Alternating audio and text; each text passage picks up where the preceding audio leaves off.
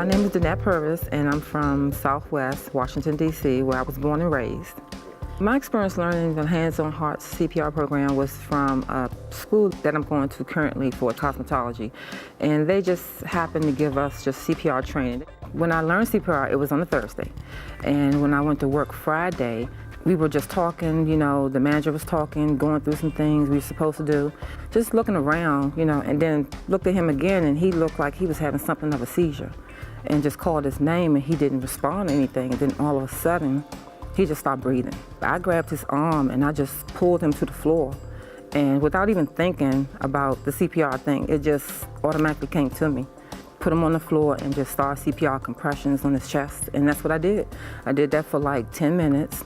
As my manager and them walked, ran out to get, call the ambulance and everything, I was down there still doing chest compressions on him for about 10 minutes. And there was no response from him at all.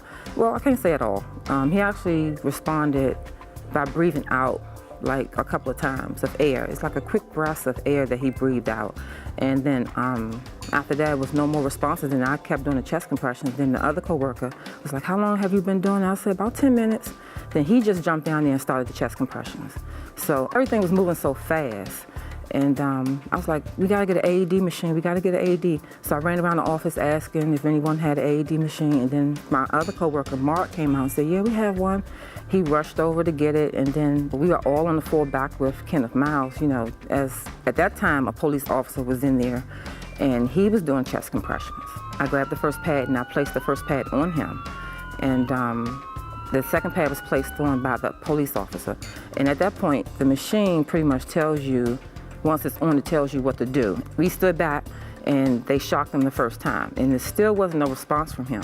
So I backed up out of the office because at that point the paramedics and everybody was coming down the hallway. So I just backed up and let them do their job, and they just worked on him for a good 15, 20 minutes, and then all of a sudden you start hearing moaning and, different sounds coming from him, and then I was like so relieved because it took so long for him to come around, and I was starting to get worried. I'm like, I hope nothing don't happen to him, After that, once they got him going and everything, he's breathing and he's conscious. They got him, to the hospital. So he's doing really well. And him and his family, they thanked me so much, so many times. I really think, the mayor should keep the program going. I think it's a good thing. It's easy to learn. It's real simple. It's like 3 steps to it. So I would say keep it going, and, I think people will respond to it well and will, participate in it and learn CPR.